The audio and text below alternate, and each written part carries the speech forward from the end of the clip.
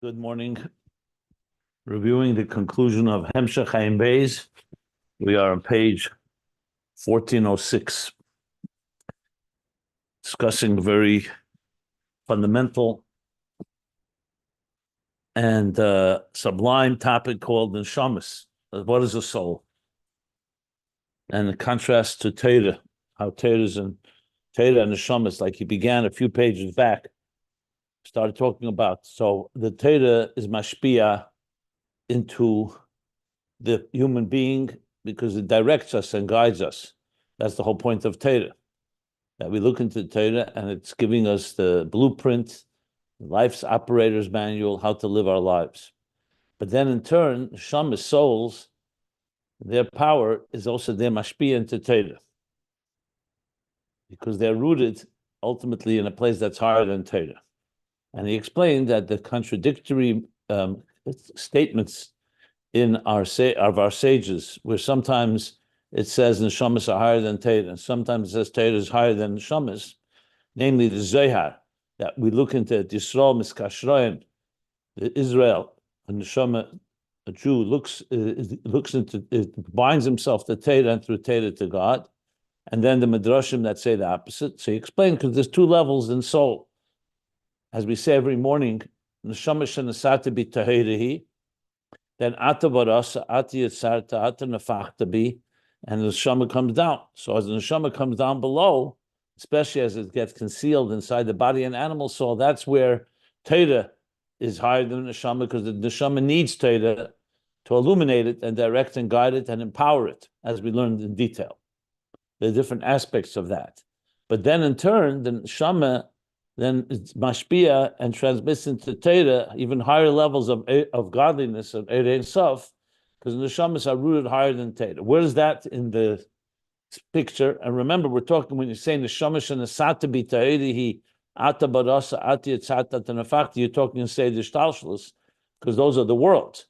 Tahira is Atzilus, Barasa Yitzata Nafakta is Bri Yitzira and Asiyah. And that's in microcosm. And in macrocosm, the Tahira would be Tahira, either Ak, he said, or even higher, Tahira Ilah before the Tzimtzum. And then Ak would be Barasa, and then Yuzit Tzarta, and there's Nafakta, whether it's Akudim or it's Keser or then Atzilus, and Abiyah HaPratim. So we're talking about, as I said, in the functional and the operative elements of Neshama and Torah. So he explained that Neshama is Kuchabrichu is Takel Baraisa, Kuchabrichu is Pnimius Ak. Istakel Baraisa is looking to Torah as a klal, as a blueprint for existence. Or Bara Alma is the existence, that the details that come out of that blueprint. And Neshamas are also rooted in Pnimius Ak, and Pnimius Ak therefore in Kuchabrichu, and though that for Neshamas are mashpia and Torah, which is Chitzenius Ak, as he explained.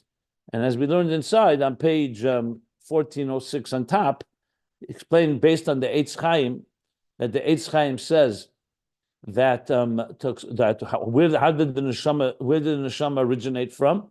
So he said there's a nitzutz cotton ma'id shu b'chinas elikus, which is madrega shanimshach madrega hachrena shebebeida. So the Beda, in addition to creating all of existence, where he's the creator, the producer, and the existence is the art that the artist painted, or the creator created, also he took a nitzutz of himself, so to speak, a nitzutz cotton, ma'oid, and that's called elikus, the lowest level of the Beda, because it's not the complete Beda, it's one so-called his outer dimension, if you wish. I don't know if the word outer is the right word, but it's definitely a lower part. And that nitzutz manifests inside one nitzutz nivra. So here you have the nivra that now has a nitzutz of the Beda. The rest of the nivraim creation does not have that. And that's called an Neshama Daka Ma'id Ma'id, a very, very sublime soul, which is called Yechida. And that Yechida encompasses in it the lower levels of the soul, Nefesh Ruach and Neshama Chaya. And he explained that those two levels of the soul, Yechida, as it's manifesting the Beda, the Nitzutz Echad Beda, is Atik, Tachteina Sheba Maitzil, and the Yechida, as it encompasses the lower levels, is Arich. And we know Arich in the general worlds, that's Ak.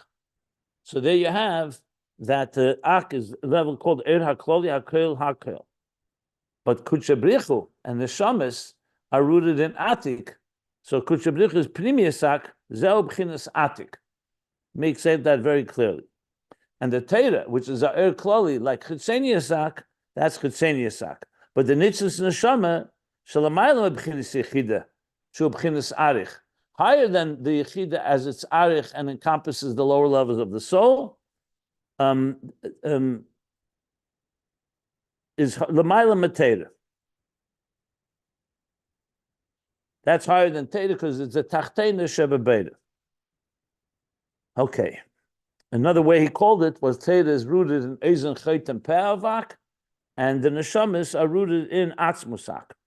Now, to go take this even further, he said Teda itself also has an inner and an outer. And the inner dimension of Teda is Atik, not Arich. Pnimis Chitzenius. The Zeu Distako Barai says that's a Chitzenius Ateda. But Primis Ateda, which is called Eya Esa Shashuyim, it's a Tainug. Tainug we know is associated with Atik. That's Primiusak. Primiusarotzen. And even, nevertheless, Neshamas are higher even of that level of Teda as well. And how did he explain that? Because there's a level of Atik that's higher than Ak. Kedugmas Atik. Like he said, is that from the higher than the skull of Ak, there's a level called Atik. So you have to say that's a deeper level of Atik or Primius Atik. So the Neshama, which comes from there, that's from that level of Atik of Ak. And that's higher than Primius Atera, which is Primius Ak. So even though Primius Atera is the level of Atik, you have to say there's Primius Atik, and that's where Neshamas are rooted. Now, he explained it like this. Torah, at the end of the day, is Chochma. It's an entity. It's an entity that has definition. So it's rooted, obviously, it's one with godliness, and one with God. But it's an entity, as he calls it, Chochma. So, like, for example, when you say Chochma compared to the Nefesh, Etzem HaNefesh is not even any faculty. As high and as powerful Chochma may be, it's still not the core soul. It's a faculty of the soul. So the same thing with Torah. So even though Chochma, it's Chochma and it's Chochma of Hashem, and furthermore, this Chochma is Be'etzem Tainug, Yeshlema, nevertheless, it's the Tainug that relates to something called Chochma. So even though you can't call it the wisdom because it's more of a divine experience, the way God, like I said, when you learn Torah properly, it's not just you're understanding God, but you're experiencing God. You're experiencing something higher than Seichel, and God looks at Torah, it's his pleasure, it's a Shashuyim. It's Tainug, but he says that Tainug is still the Eza Dover. It's something there, like he called it Epes Vos. You cannot say it's completely just the Etzem itself. So as deep as it connects and as much as it manifests God's pleasure, it's still something. It's She'ena Dover Mamish. You can't call it a Dover Mamish because it's not any substance. Like he says, it's not even a Chochma yet. But there's something there that's more than just Atzmus, pure, undiluted, seamless Atzmus. Not Tainug, but Atzmus Levad. And I gave the example of a parent and a child, that there's the connection they have, even if it's a deep connection through their studying together, through their discussion, through their intelligence. And there's something, so that it's manifest in something. And then there's just a pure connection that's completely unrelated to anything. It's just that they are fundamentally in love, part of one entity, and have a atzmistic love to each other. So leia tainig ba'atzmus levad she'ena b'shum dover klal zak ba'atzmus.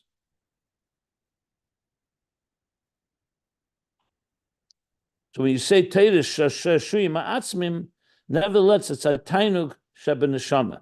Aval neshamas heim b'chinas tainug atzmi mamish. So that's a distinction. And also, if you think about it, like I explained yesterday, it makes sense, because neshamas are actually like the children of God. It's an extension. God sends an extension of himself, so to speak, into the world. Torah is also an extension, but Torah does not actualize itself in this world. Torah needs neshamas to live by the Torah. What would this world look like if you had a world that existed and a Torah? and there'd be no human beings. It would be like a Torah without a shliach, without somebody carrying it and implementing it and learning it and applying it and so on. And that's at a very practical level.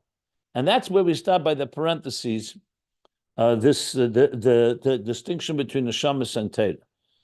As I said, this is a topic, and as you've seen as well, as many times as you learn it, you could learn it again and again. It takes a while to fully assimilate and absorb it. So it's fine if you don't get it completely.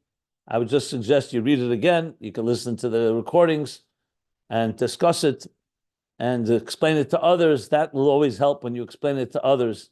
What's the difference between Neshama and Torah? It's a good conversation piece in the context of for a Shabbos table or Yom Tov table, Sukkah's coming, and so on. Okay. Now comes the parentheses. There's a little dense as well, quite complex. I remember when we learned it the first time, and I did want to look up one thing. I remember looking it up then, the Yalkut Hesheya. Just 1 second, give me 1 second.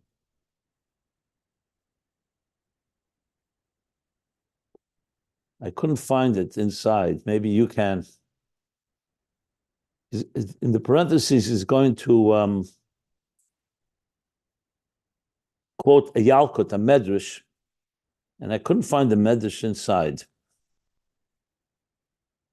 Let me see if I can find it out. 1 second.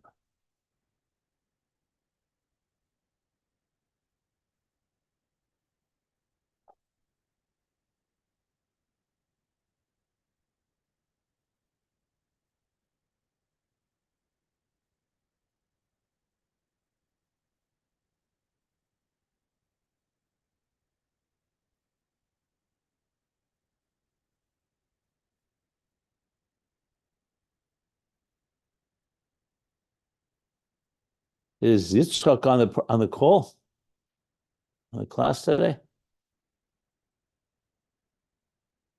No, he's not. Okay.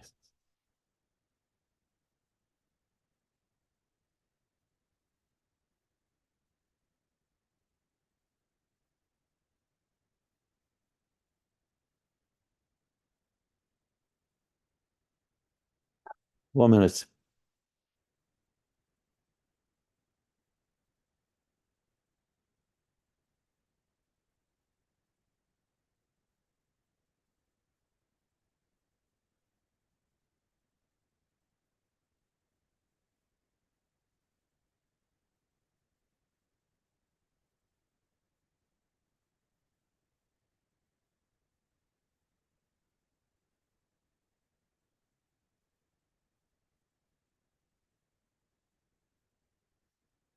Let me see if I could see something here.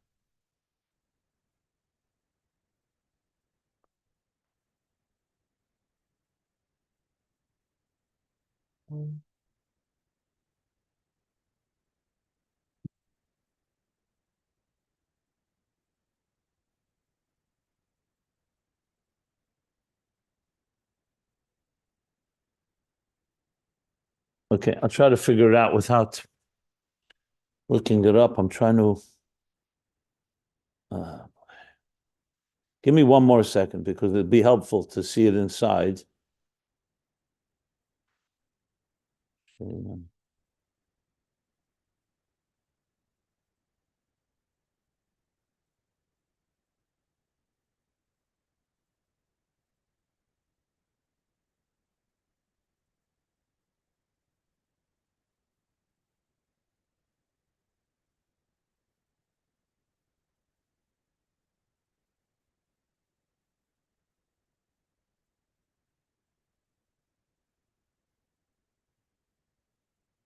One moment.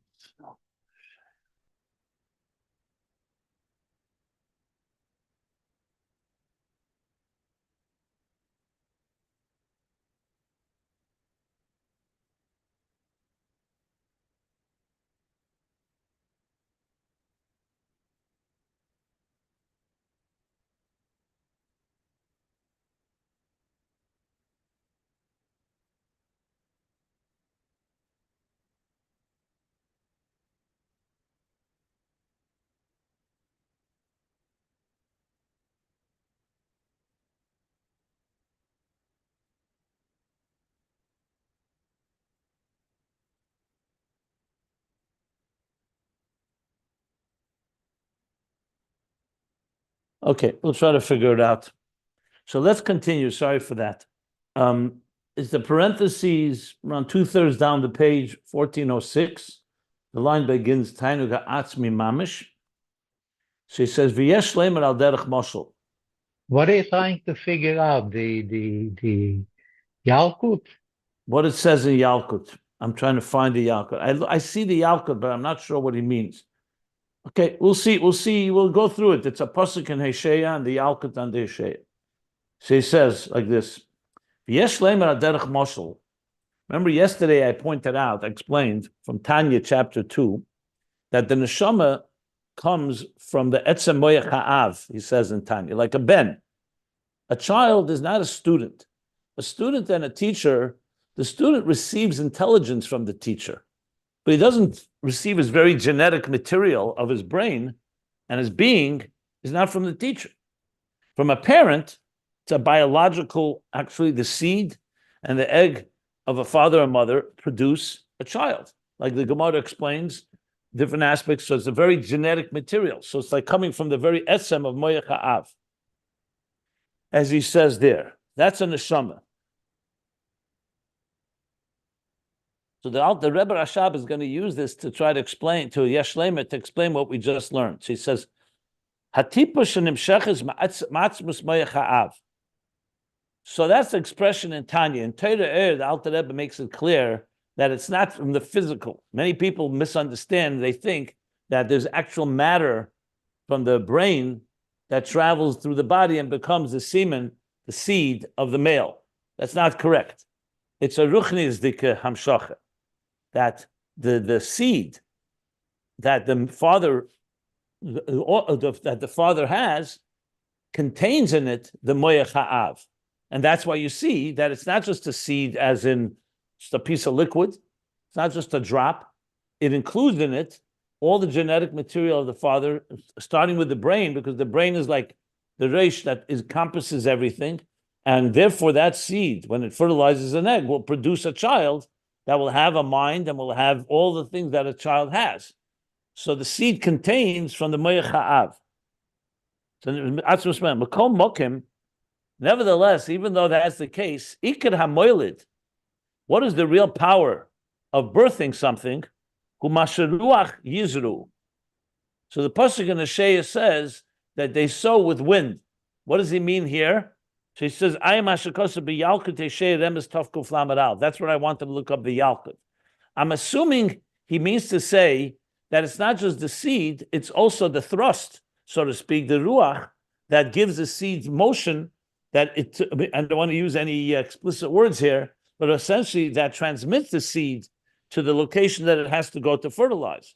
So if you don't have ruach, you just have seed, it's not enough.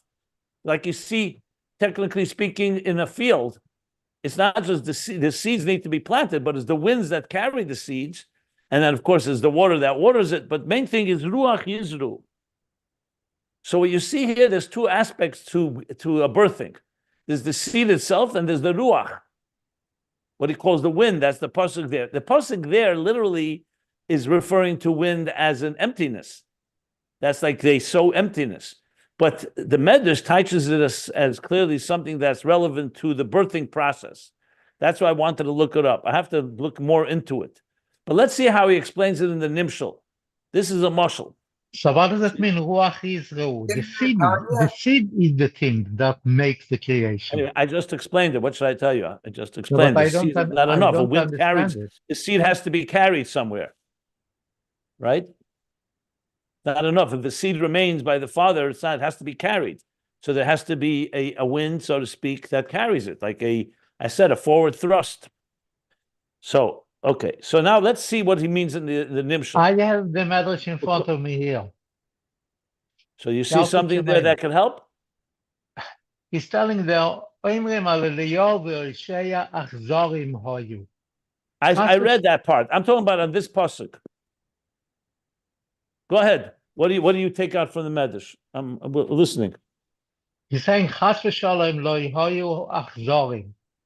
Achzori hoyo matzil. Lema davar deime leben melech shedonoi hamelech v'nischayev sreifa. Ma osos kan droi de oyev Omar LaMelech, Chovsher Beveis Asurim Le'irov. You don't burn them. Put them in jail. Yeah, but Kas kishero- that's not relevant here. I think it's the end No. of the medrash. The end.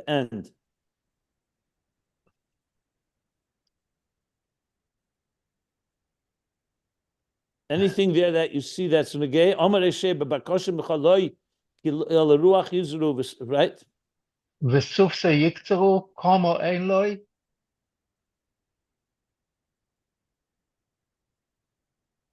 So what does that mean? Maybe the muscle that you brought about is negay here, but what? Do you see the connection?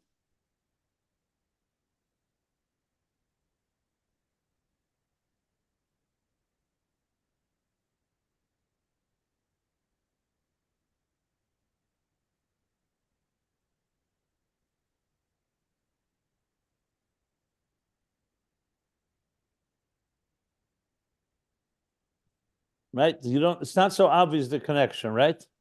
Right. What does Hashem mean when he says bebakoshem imcha loy kel ruach yizru? What does he mean by that? Couldn't figure that out.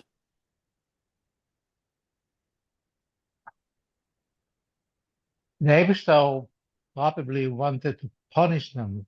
So he should have Right. said, don't punish them with that, to destroy them. Ruach Yizru, Vesufo se yikteru, komo ein loy.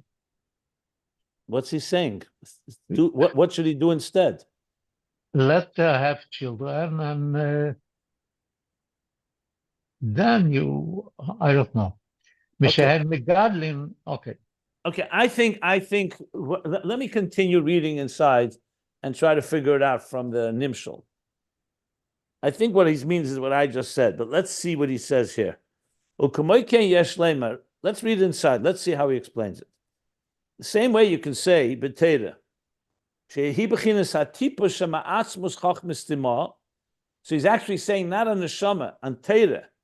That Torah is a tipa, like a drop, from the core of Chochma Stimaah, but it's Chochma.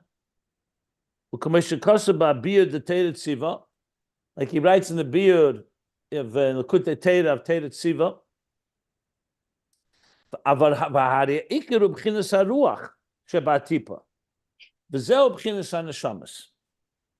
ruach in the tipa is the main thing. In other words, there's the very drop itself. So aitais the ruach is like the wind that carries it. In the case where, for example, where the male has to not just produce seed, but also transmit the seed. That's what I thought it meant. But ruach could also mean the spirit. It could mean the spirit within the seed. In other words, it's not just the physical seed, it's the ruach, like the neshama within it. Right. And that may be what he means.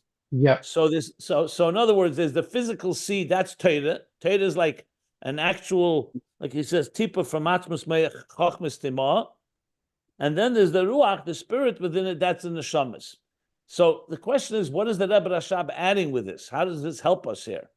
So I think he's trying to say is that Torah is like the manifestation of godly power, but the spirit within it is the neshama. The reason the Eibishter gave us Torah is because of neshamas. That's probably what he's saying, but I'm not positive. So honestly, I think so too. I think so. This first part of the parentheses is not 100% clear, but let's suffice saying that that's the pshat. You agree that most likely the pshat, something like that, right? Okay. Let's see what he says more. He continues. It's like you said before, that if there's no neshamas, there's no point to the Torah. Yeah. It would be like physically, if a father has seed, but it didn't give birth to a human being, and there's no human being behind the seed. In other words, you can't just take a tipa and just give birth. There has to be a soul within it. First of all, the soul of the father, and then the soul of the child that's born from it. So it means that it's not just the tip, but the question is, what is he really adding with this? What is he trying to say that this mashal adds? You could say simply, what's a Torah without Yisrael? You need neshamas. the whole reason the Eibishter gave Torah in order for neshamas to live by it and to. So it's like the neshamas bring the Torah alive. What would the Torah be in an Aron Kodesh without someone reading it or without someone dancing with it? But he doesn't say that. He brings this medrash. So that's why I think the medrash may be important here. I have to look it up more in detail, what he's saying here. So let's suffice right now with what I've said. I want to read on. Maybe it'll help us here. So he says now this. Maybe it's telling us that the Torah is also me'atzmus moyach ha'av. But in the tipo itself, if you have only the physical tipo, not the essence of the tipo, the ruach, the spirit, then the tipo itself is nothing. In a different, it's nothing because the tipo itself is maybe a physical thing that cannot even be activated without the Ruach is the engine in that, and this is what the Neshamas are. Okay. So the addition is that the Torah is also nimshach mi'atzmos moyach ha'av, but you need the Neshama in it. This is the spirit.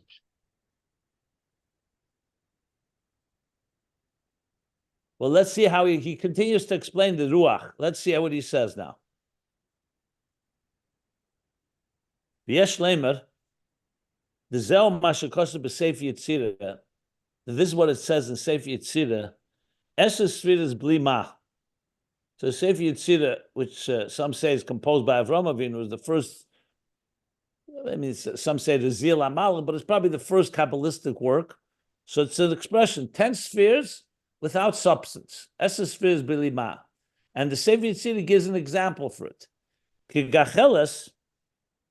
Kishalheves, rather, kshuda begacheles, like a flame that's bound to a coal. So the coal is the source, so to speak, of the fire, and then there's a flame that comes from that coal, but it's bound to it. So when you look at a coal, a hot coal, for example, you may not even see the flame, but there's a flame that's bound there. So the Sefer Yitzir is saying that the 10 spheres without substance, because they don't have yet, they're not spheres, they're not essence, they're not revealed spheres. So they're like a flame that's bound to the coal. It's like the spheres within their source. That's the spheres blima. That's what the Sefer Yitzir says.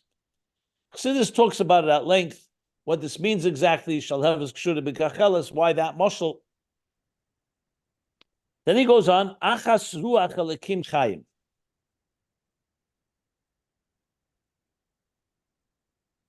I have to look in Sefer Yitzirah what he says there exactly, but it looks like now comes the Ruach Elikim Chayim, just like if you want to have that flame in a hot coal, how do you get it alive? You have to blow on it. You need wind. So Ruach Elikim, I think Achas Ruach Elikim Chayim means to say that's the wind of Elikim Chayim that, so to speak, gets the flame going. The Gacheles. Of the Gacheles, yeah. 1 second. He says, Umavur b'lekuta Torah, b'dibra maskel komiflige. It's in Sazria. In the Maimer in Lekuta Torah called komiflige, but it's Mesifta de Rekia and Mesifta de Kutsha Brichu. It's a famous Maimer. So what does he say in Lekuta Torah? Shazel inyan hakriya b'Torah. That's when we read Torah. Torah itself is like, in a way you could say, static. The words are there on the parchment, and so on. When you read Torah, shazel al derech mashal ruach hanefeach bagacheles. When you read Torah, you make the letters come alive. Just like the flame that is bound inside the coal, it's there. But it's not. You don't see the flame. It's not burning in any way. So when you read Torah, he says that's like blowing on a gecheles, on a coal, that draws out the fire from a concealed state. So that's what he's teaching Ruach Yizru. That's what Neshamas do. The Torah on its own is just an inanimate book. I don't want to use that word. It's a very not appropriate word on the Torah. But what is a Torah without reading the Torah? It's a gacheles, but you need the ruach. Right, exactly. So he's using the Likkutei Torah that the reading the Torah is like the Ruach Elikim that brought out Meitzias Ha'esh Me'elam v'Yodua that shall have a Akshura v'Tmuna b'Teichel Chel Shu Inyan Eses Sfiras Hagnuzes. And it's known, Chassidus explains, that the flame, as it's bound and concealed in the hot coal, and you just look, you see a white coal, you don't see anything. As a matter of fact, if you didn't touch it, God forbid, but you didn't fan it, it would seem like nothing's there. So he says that's the 10 hidden spheres. The 10 hidden spheres are not revealed yet. And then when you fan it or you blow on it, then the flame comes alive, and it comes from Eses Sfiras Hagnuzes to Eses Sfiras Hagluyas. V'hainu, the Ruach HaDibur. So the Ruach, the what's the Ruach HaDibur? The Kriya. What in The English? breath, Ruach the breath. HaDibur. The breath of speech. Moitzi Eir HaTeira Mehelam Legili. Draws out Torah from a concealed state to a revealed state. It basically brings Torah alive. Torah on its own is there, and it doesn't take away. Torah is still the tipa of Atzmus Chochma Stimaah, like you said before. And it's one with Hashem. But this is what the Ruach HaDibur does. V'yesh lemer, the Ruach hu b'chinas haneshamas. That this level of Ruach, Yizru, is the level of neshamas, shemeviyim umamshichim teisvis b'teira. They bring down. Teira shel Milo. Yeah, shel Milo sheyi is galus haTeira. So remember, he's talking before what a neshama is mashpia and Teira. So he says clearly here. He said before, the first thing the neshamas do is they connect Teira l'mayla to Teira l'mata. You remember El Yenim etaktenim from Ruchnis to Gashmis. The second thing he said, like David HaMelech, is Mekasher Erein Sof into Teira. And now he's saying a little differently that Teira, they bring and they draw it down, taste for Seir, an additional aid in Teira, that's Shalamayla, Sheyi is Galus HaTeira. So in other words, the Teira Lamaila is there by bringing an additional air, in other words, like when you blow on a or fan a coal, the same thing is neshamas do to Teira, and that causes his galus HaTeira. Now the Teira is revealed. Rabbi, and that's critical. One second. That's critical because the whole purpose is Teira should be revealed. It shouldn't just remain in a concealed state. Like we say, Teira lei b'shamayim hi, not to remain heaven, that neshamas below should receive the Teira, learn it, read it, and bring it alive. One second. Let's just finish. Actually,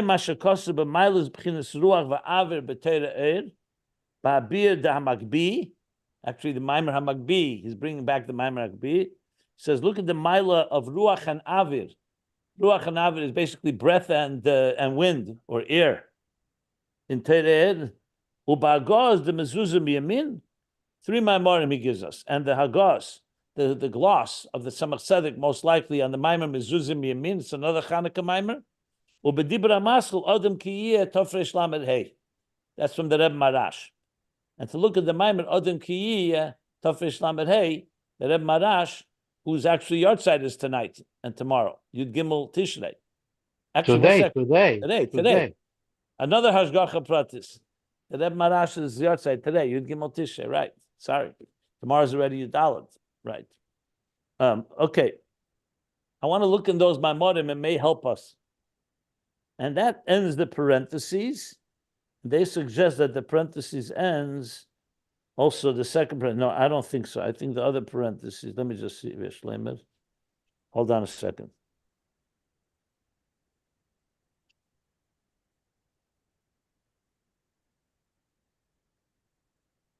Okay, so now I think we understand why he brought Ruach Yizru.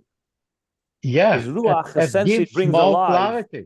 Brings alive, right? Ruach brings alive the seed, so to speak, and so the seed itself is Torah, which is fine. Atzmus Chochma Stimaah, but Atzmus Moach Ein Sof. Atzmus Chochma Stimaah, he said. No, he said Atzmus Moach Oav. Read the next line. Atzmus Chochma Stimaah, he said. That's the mashal.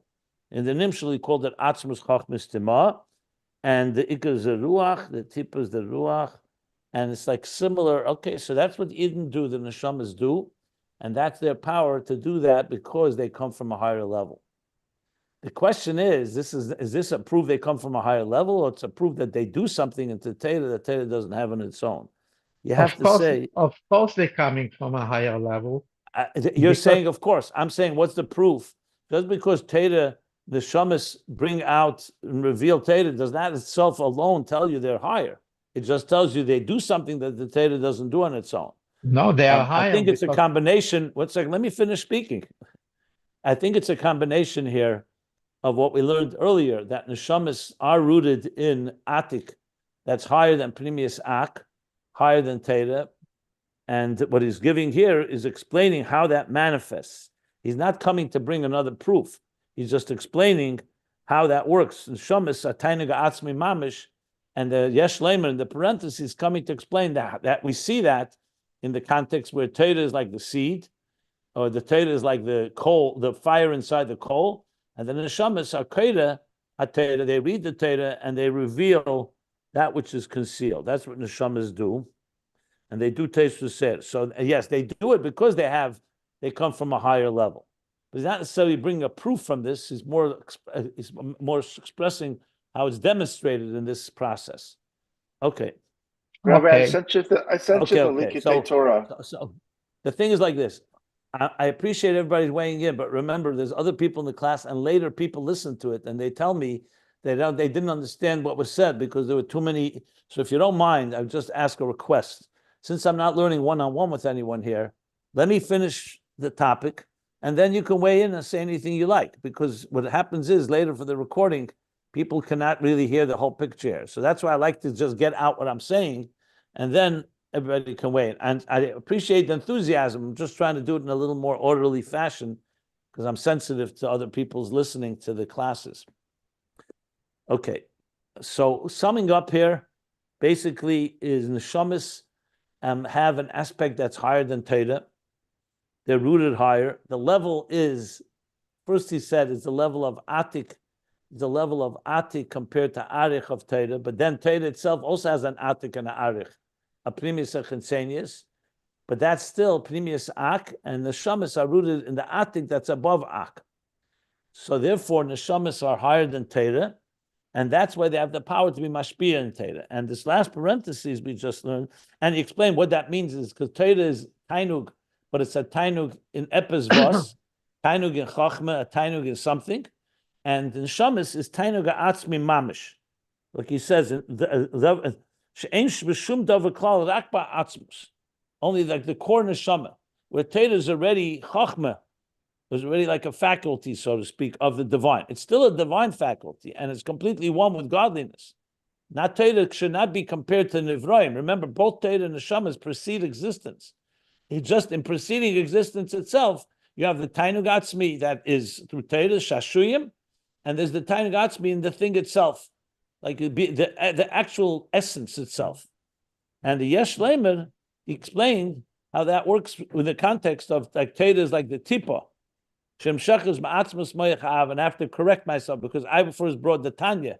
That says on the Shamas that the Tipa Nemshach Ma'atzmas Me'achav. It's not a contradiction to what he says here, because the Shamas are rooted even higher than Atzmas Me'achav. In Tanya, he's talking how they manifest there. But Chelik Elikam and Mal Mamish comes even from a deeper level. Here he's teaching the Tipa Ma'atzmas Me'achav being Torah, and the Neshamas is the spirit within that, the Ruach Yizru. So the Torah is the Tipa, and the Ikar is the Ruach, the spirit within it. Or I said before, maybe the thrust, like the wind that carries the seeds. I still think that may be correct. And then the Sefer Yetzirah really, where it talks about, like the Torah would be compared to the flame within a hot coal, which is still concealed, like the 10 hidden spheres. And the Shamas are higher than that. And the Shamas come as like he says in Likutei Torah, they read the Torah. So their breath and the Ruach HaDibur, the breath of their speech, brings out the Torah from a concealed state into a revealed state. So even Torah Lamaila, this is accomplished, not just Torah Lamata, that even the Torah Lamaila is revealed through Neshamas. That's sums up what we just learned. Go ahead. Any questions? I just wanted to tell you, I texted you the Likutei Torah. Now, maybe you know it by heart, or maybe I came across a little bit late, so maybe you already know it, but it seems to be pretty helpful to me. You pretty much got it right. I mean, once you put it all together, I think, but this Likutei Torah kind of says it like pretty clearly. You posted it on the group or no? Me? I sent it to you first. I want to make sure you think I'm right, but so I just sent it to you. Okay, this is Likutei Torah in the one that he says here, the beer in on Kamifligi. No, this is Tazria, but it's right on point. Yeah, Kamifligi. That's the mimer he's referring to here. Okay. He says like this, but Dibra Masel Kamifligi.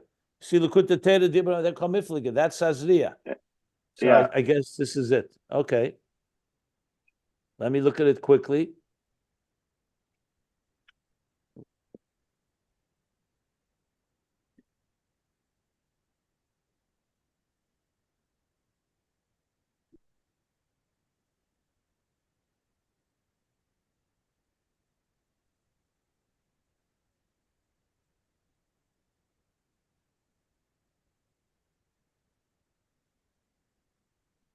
Yeah, it's exactly what he says here. Yeah. Yeah. That's what I was just trying to. Yeah, the Rebbe Rashab summed it up. I didn't look at the Likutei Torah. I just saw it from what he says here. He sums up what he says there. That's good. Yeah. Are there any questions? Are there any questions? I just want to say that maybe what the Rebbe is saying here is, without using the word oxygen, is that he's adding the Ruach as oxygen, like my friends would say before, like when we talk to Ner Mitzvah, like Ner Nishma, like the Ner of the Adam and the Ner of the Torah, it needs the three things, plus it needs the Ruach, plus the oxygen, and the human being is the only one that has that oxygen exchange with the air and is able to actually do Kriya, like to call with the breath coming out, like Kriya Shema and Kriya Torah. That works. That's like just like a fire needs oxygen. You can't have without oxygen, it'll burn out. Correct? Yeah, it's the fourth dimension. Maybe that's what he's saying. And the other thing that also came to mind when we're talking about the 10 spheros, I heard this from Rabbi Nir Manusi, is he's saying that Lev, the word Lev is the beginning and end of the Torah, because it starts with the Beis and it ends with the Lamed. And that Lev is 32, which is 10 sphera, which is 22 letters that the Torah is written with, plus the 10 spheros, so that it's not enough just the 22 letters, but it's the combination of the 22 letters and the 10 spheres together that together make the What's Torah. the connection to what we're learning here? You mentioned the 10 spheres as being part of the hidden, bringing out the hidden 10 spheres, because when we look at the alphabet, you only see 22. But the hidden 10 spheres is the human being, is the 10 spheres of the human being learning the Torah, calling out the Torah, and using his 10 faculties. Okay. Good. Thank you.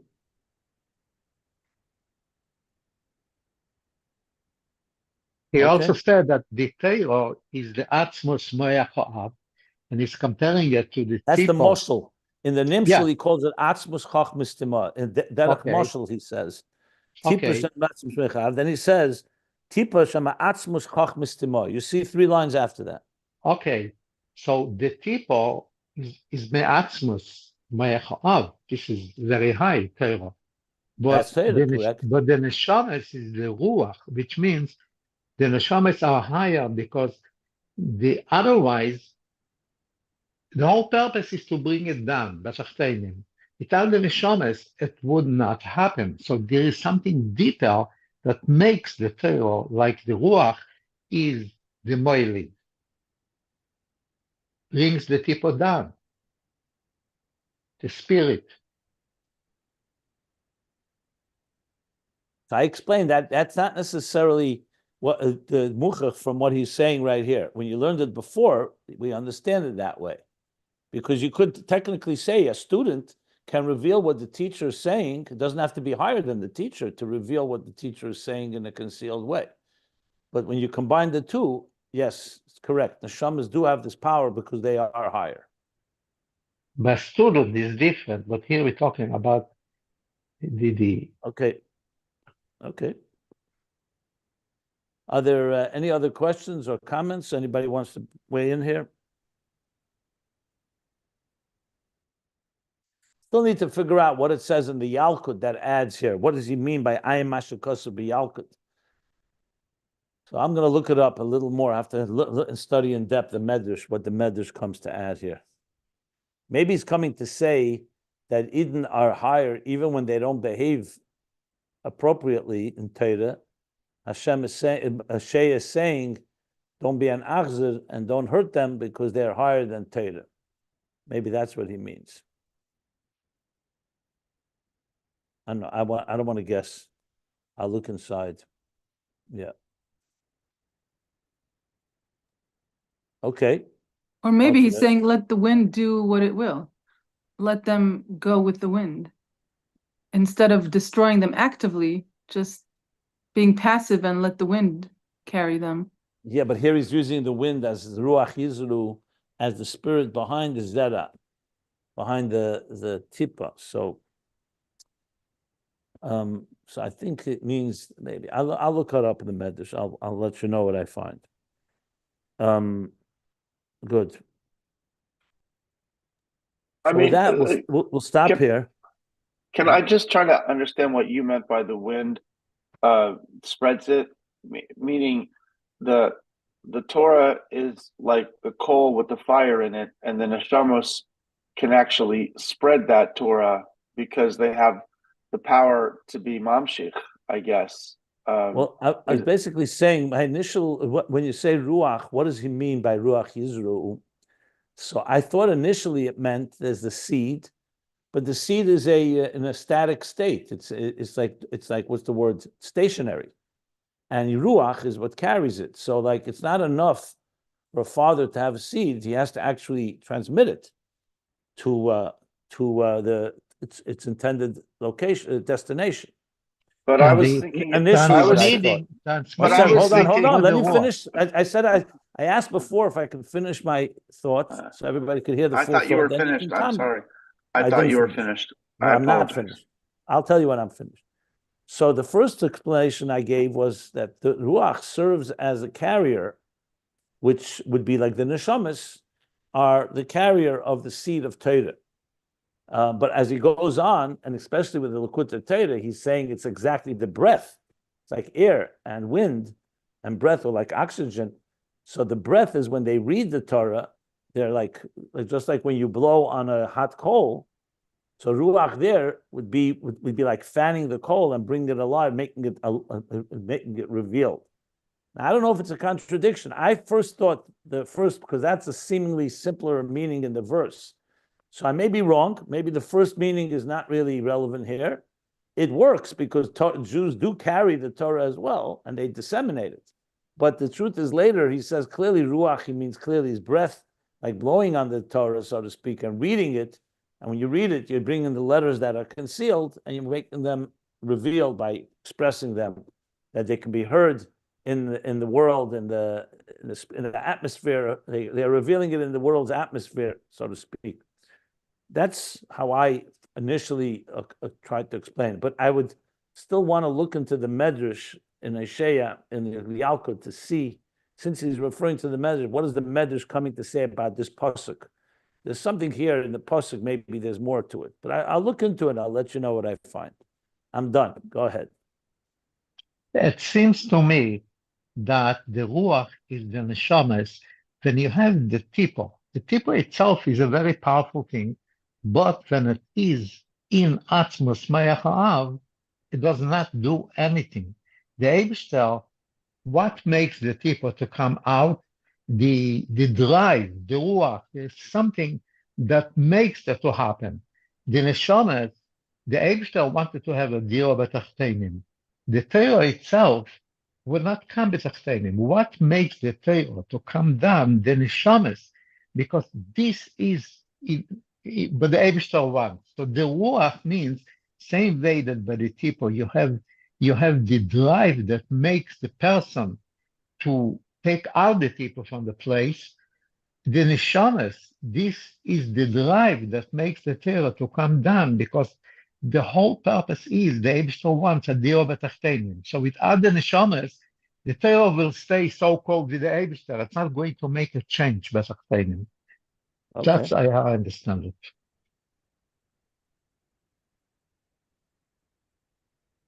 I think that's one aspect of it. There's a few aspects, is what he speaks about Kriya, but I believe I said something That like goes that earlier. together with the Kriya. That Yeah. all Okay, fine. It seems to me it's more than the kriya. I mean, the idea of wind, a breath blowing on a coal, is to bring the fire out and to spread the fire. And so Torah itself, as high as it is a static thing. I mean, without neshamas, it doesn't do anything in this world. I mean, it has to be implemented by neshamas. And so it's not even just reading the Torah, it's actually doing it. That's bringing it out. So it's in our words, in our speech, in our action, in our thoughts, etc. That's what brings Torah down into this lowest world. And without us, it's not. I don't want to denigrate it, but it's not really good for much without neshamas. You're right. And that's why the neshamas, this is the highest part of Hashem, because Hashem wants, the purpose is dio b'tachtenim. And without the neshamas, without this, the Torah is not going to come b'tachtenim. Exactly. We're saying the same thing. Yeah.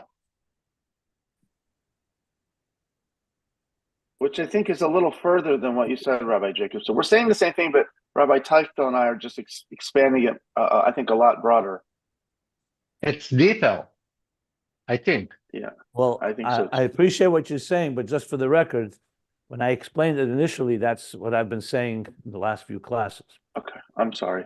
Well, maybe I didn't understand you correctly.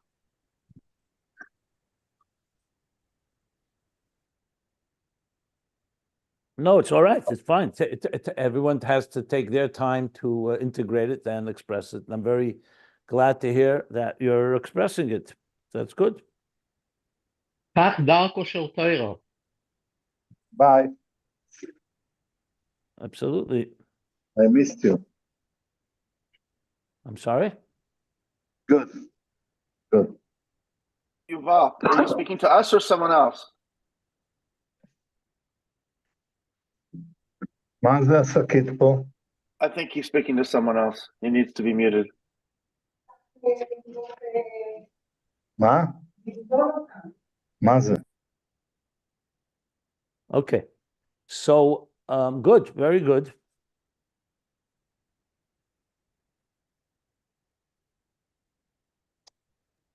It gives us an even greater appreciation of our responsibility as neshamas. That it's mamash, our charge to bring Torah into the world, quite literally. Yeah. Very good. So we'll stop here. Good place to stop at the end of the paragraph, bottom of page 1406. There's more to come. He's going to talk more about this for another few pages. Do you want to make an announcement about class schedule? So is today the last day before you travel for 2 weeks? Yeah, sure. Because I don't think it's on the recording from yesterday.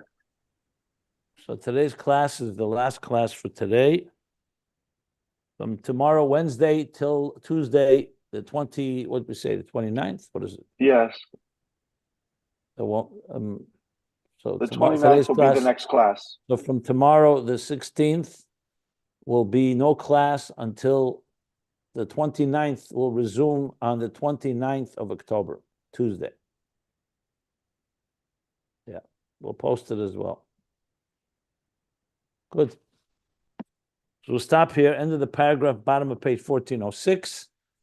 Plenty to work with here, plenty to think about.